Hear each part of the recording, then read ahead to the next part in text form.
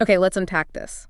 Imagine for a moment a routine flight, hundreds of miles from, well, anywhere major, crossing that huge, often really tough landscape of Russia's Far East. Right. And then suddenly, without warning, just a blip on a radar screen. It's gone. Vanishes. Just like that. And the silence that follows, it's just heavy, full of questions and this awful feeling that something has gone very, very wrong. Today, we're diving deep into exactly that kind of scenario. It's a recent and honestly truly tragic aviation incident. It involves an Angara Airlines An-24 turboprop crash near Tinda. Yeah, up in the Amur region. Exactly. So our mission here in this deep dive is to really meticulously go through the source material you've shared with us. We've got news reports from the Washington Post, Mint, United 24 Media. And that Al Jazeera English video transcript, plus some Wikipedia excerpts, too. Right. We're going to pull out every detail we can find, try to understand the context, the immediate situation, and explore what this event might mean for you, our listener. We want to help you grasp the complexities of a tragedy like this as it unfolds. And what's really compelling here, I think, is how fast that initial information gets out there after something so critical happens. It's instant almost. But then you see how details, even really crucial ones, like, say, how many people were actually on board, can be different in those first reports. Oh, definitely. We saw that here. So our goal for you today isn't just to recap the news. We want to try and connect the dots between the facts as they were reported, offer a clearer, maybe more complete picture of what happened. And help understand the challenges, right, of figuring out the story right after a disaster. Exactly. What do these discrepancies, these differences, tell us about how information actually flows when things are chaotic? Okay, so let's begin. Let's try and piece together the basic timeline, the immediate aftermath of what happened that day near Tinda. Where do we start? Well, the core event, just laid out in the sources, is pretty stark. A Soviet-era An-24 turboprop. An older plane, yeah. A workhorse. Belongs to Angara Airlines. It just vanished from radar. Simple as that. But here's a detail that I think immediately changes things, opens up questions. What that? It disappeared during its second approach to Tinda Airport. Ah, okay. That's significant. Right. In Russia's Far East, Amur Oblast. Around 12:58 local time, a second try at landing. The suddenness of it, a plane just disappearing mid-maneuver, it's chilling. It suggests something was already wrong, even before the final impact. Indeed. A second approach always signals that the first one didn't go as planned for some reason, and what happened after it disappeared.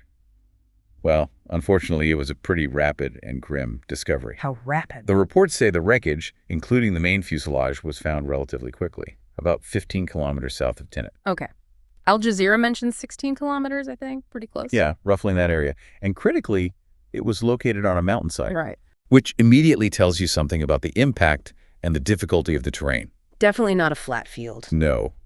And when we say rapidly discovered, you've got to remember where this is. Russia's Far East.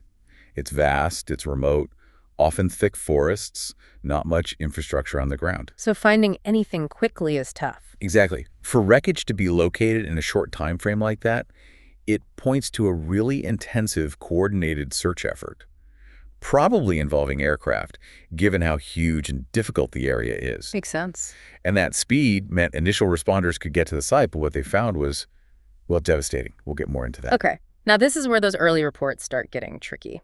And it's a perfect example almost of how information in a crisis can be, well, fluid, confusing even. The numbers. Yeah, the passenger and crew counts. Right off the bat, they're different. You have the Amur governor, for instance. He initially said 43 passengers, including 5 kids, plus 6 crew, total 49. Okay, 49. But then emergency services were quoted saying maybe 46 people on board, 40 passengers, 6 crew. A difference of 3. But then it's interesting, the other sources we looked at, Wikipedia, the Washington Post, United 24, Mint, they all consistently report the higher number, 49 people. Right. That seems to be the number that's solidified later. So for you listening, trying to figure out what's true, what does this kind of difference, this discrepancy, actually show us about those first moments after a disaster? Well, if we connect this to the bigger picture, these kinds of initial differences in the numbers, they're unsettling when you're following the news, definitely. Yeah, you want clear facts. Of course. Hey. But unfortunately, they're pretty common in situations like this. Fast-moving, high stakes, like a plane crash.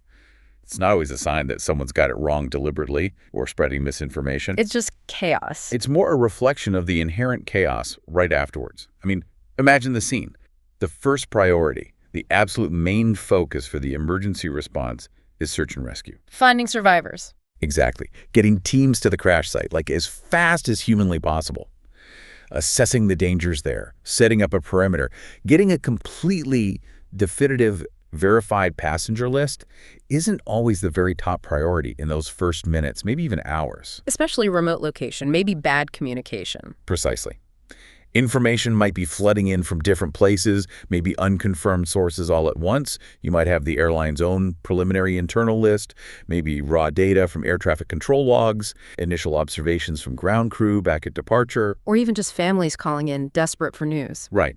And each of those could offer a slightly different count. It takes time, careful cross-checking, verification from, a central authority to get to that final definite number. So it just evolves. It leads to this fluid evolving information in those critical early stages. It's a stark reminder of that fog of disaster idea, where even basic facts can be hard to nail down right away. That makes a lot of sense. It really shows the challenges for responders and for journalists trying to report accurately when things are happening so fast. It does. It's a good lesson in how we should maybe approach early news in any big crisis with a bit of caution. Definitely. And in this specific case, despite maybe some initial hope for survivors that might have been in those early Al Jazeera reports. Yeah, they mentioned rescuers were hopeful. And, the desperate efforts of those first rescue teams, the grim outcome was eventually confirmed. Authorities definitively stated no survivors among the 49 people ultimately reported on board. Just awful. And the sources add another crucial detail. It really speaks to how severe the impact was. The fuselage of the plane had caught fire. Caught fire, okay. That detail alone suggests just immense destructive force when it hit. Probably a high-speed collision, enough kinetic energy generated to ignite the fuel, and tragically, that likely contributed to there being no survivors. It paints a picture of just total devastation at the crash site. Leaving little to no chance for anyone, unfortunately. It's devastating to think about that finality. Okay, let's shift focus a bit. Let's talk about the aircraft itself. As you said, this wasn't some brand new jet. No, definitely not. We're talking about a Soviet-era design. The sources all confirm it was an Antonov An-24 turboprop. A common aircraft in that part of the world known for being rugged. But what's really striking here, and it jumped out at me right away, is the plane's age. Manufactured almost 50 years ago. Yeah, half a century. That's a long time for any machine, especially a plane. But, and this is crucial, the sources also emphasized its airworthiness certificate had been extended until 2036, according to the aviation authorities. Right. And this raises a really important question for a lot of people listening, I think. Which is? What does that actually mean? Extending a certificate for a plane that's almost 50 years old. Does it mean it's safe? Yeah. Is an old plane automatically less safe?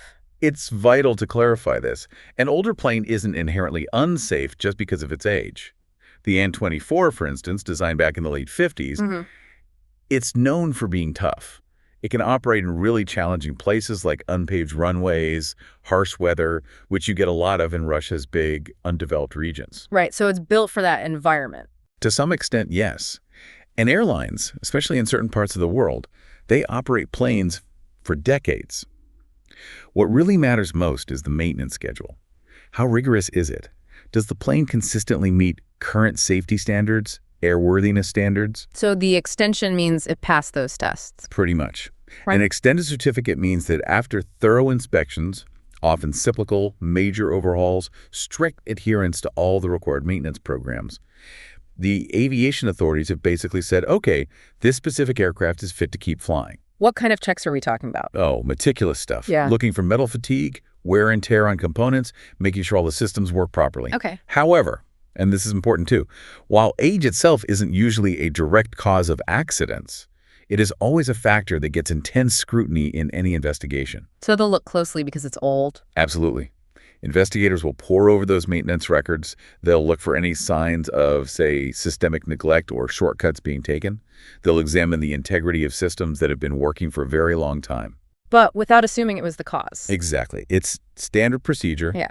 You have to understand all the factors related to the aircraft's operational life. Yeah. But you don't prejudge based on age alone. That's a really key distinction. Because, yeah, for the average person, 50 years old just sounds, well, alarmingly old for a plane. It does trigger that reaction. But it sounds like the whole certification process is designed specifically to address that, to ensure it's airworthy no matter when it was built. That's the goal. Diligent upkeep, meeting evolving safety standards. It actually highlights the incredible engineering and maintenance that keeps these machines flying safely for so long when it's done right. Okay. Now, regarding this specific plane and its operations, the sources confirm it belonged to Angara Airlines. Yeah, a Russian carrier. Right. Based in Irkutsk, I believe. They mostly run regional flights, Siberia, the Far East, often lifeline routes connecting remote places. And the flight path, where was it going? The reports say it took off from Khabarovsk, heading to Tinda. Al Jazeera adds a bit more detail, suggesting it might have had a stop in between, flying from Khabarovsk to Blagoveshchensk, which is near the Chinese border, and then from there to Tinda. Ah, okay. So maybe not a direct flight. Possibly. That's pretty common for regional flights in huge countries like Russia. Multiple stops. Right.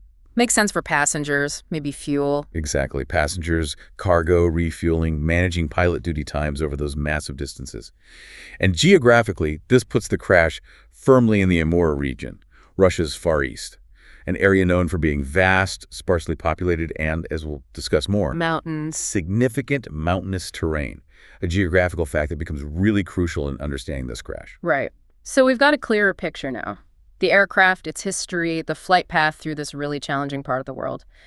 Let's try to unpack some of the potential factors that might have contributed to this tragedy based on what the early investigation info tells us. Okay. The first thing, and maybe the most critical one we keep circling back to, is that it disappeared while making its second approach. Yeah, we mentioned that. Hugely important. It immediately makes you, the listener, wonder, well, what went wrong on the first try? What were the conditions that made them have to go around and try again? What does second approach really imply here, and how does that ramp up the risk? It's a profoundly significant detail for investigators. A go-around, which is abandoning the first landing attempt and circling back. Yeah. That's a standard procedure. It's inherently safe if you do it correctly. Pilots train for it all the time. Absolutely. They do go-arounds for lots of reasons. Maybe the approach was unstable, too high, too fast, not lined up right, maybe sudden wind shear, something on the runway, or just the pilot feeling, nope, not happy with this setup for a safe landing. So it's a safety maneuver in itself. Yes. But the fact that this crew was on a second approach strongly suggests the first attempt didn't work out because they hit some kind of difficulty. Okay. And what else was going on? Well, what's fascinating here is how these different elements often seem to combine. They create what aviation folks sometimes call a perfect storm of hazards. Right. So beyond that critical second approach, the sources consistently mention the weather at the time. What was it like? Poor visibility and cloudy weather during the landing attempt. Not ideal. Definitely not. And then, the terrain. We know the wreckage ended up on a mountainside. That connects directly to the bigger environmental factor. Mountainous terrain in that area. All summarized as just generally challenging weather conditions. So it's not just one thing. No, these aren't just separate details. They're pieces of a really complex puzzle the investigation is trying to solve. And each piece likely made the others worse. So it's the combination. The weather alone sounds bad for landing, especially second try in a mountainous area.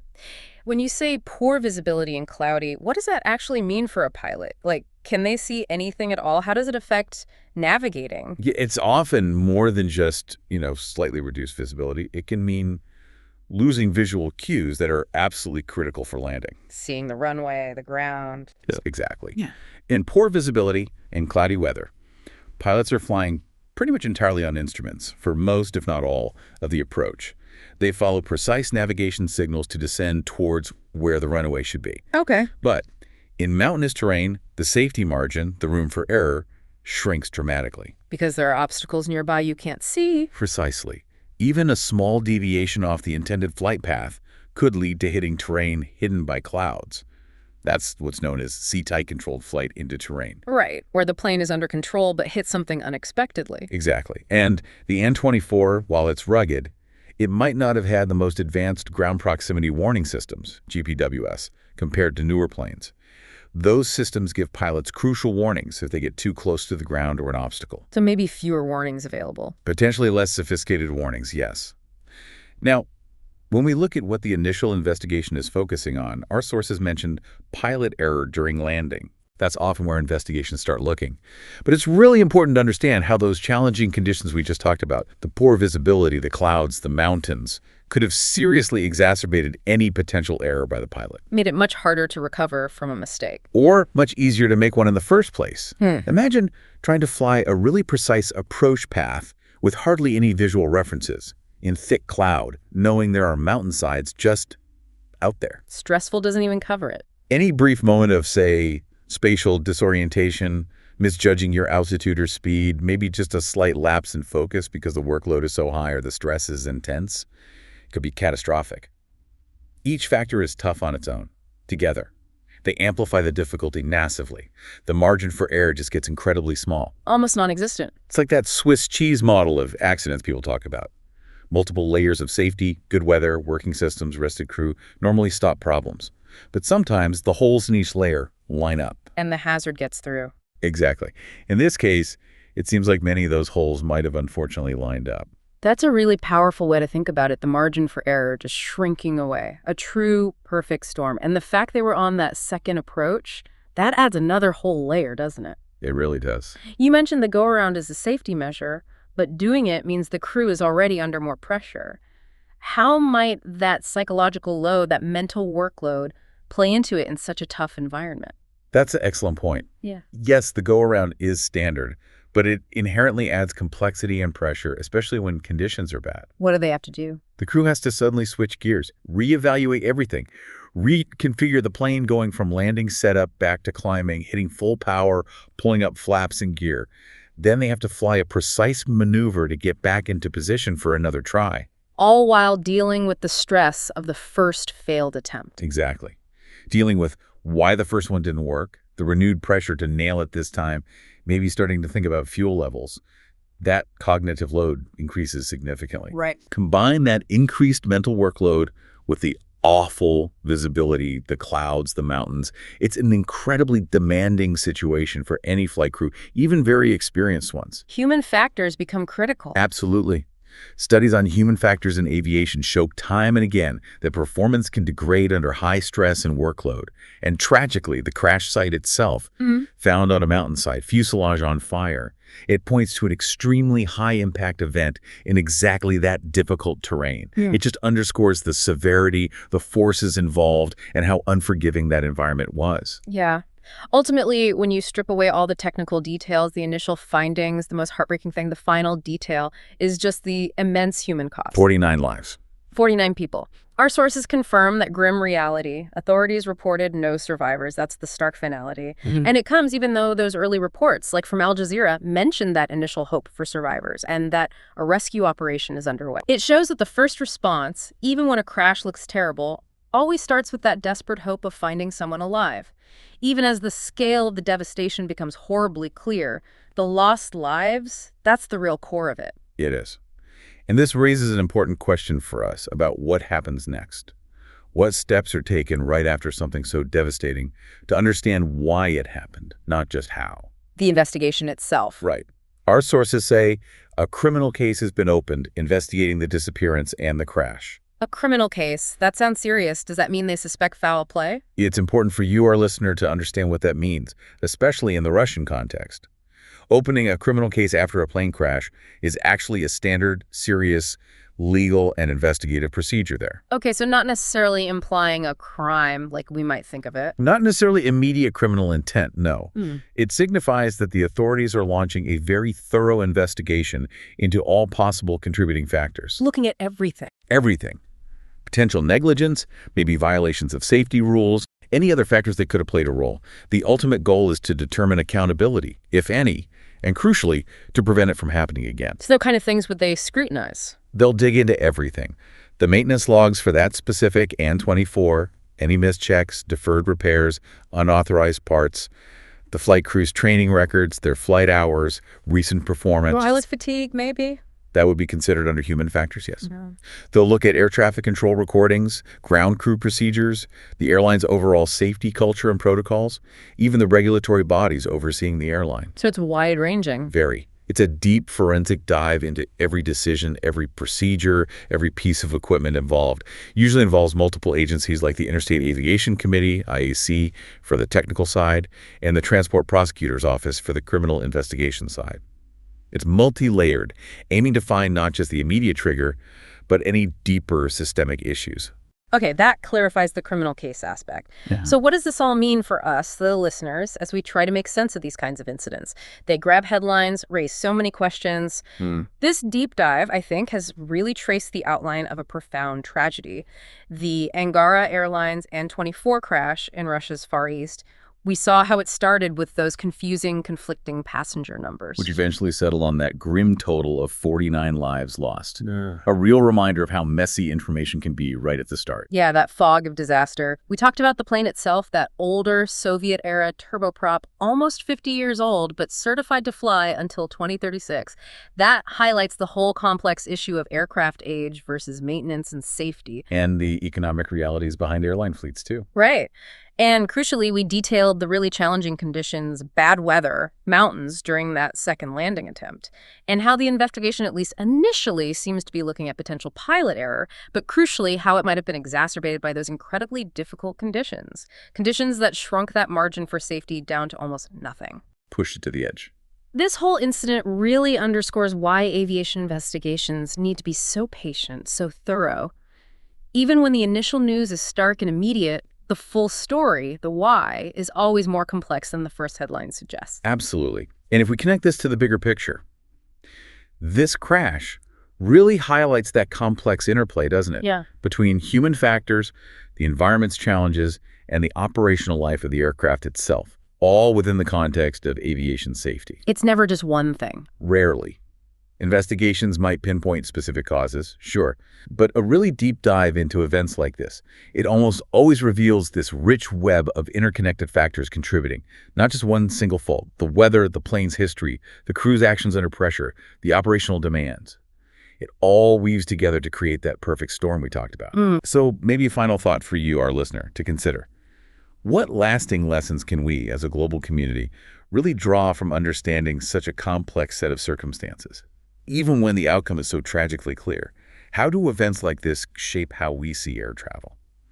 Both the inherent risks, which are real, especially in tough environments. And also, maybe paradoxically, the incredible safety advancements that mean most flights are uneventful, the progress that often goes unnoticed. Exactly. It challenges us maybe to look beyond the immediate shock, Right. to think about the systems, the people, the environments that shape every single flight, and perhaps to appreciate the constant, often invisible vigilance that's required day in and day out to keep the skies as safe as they are.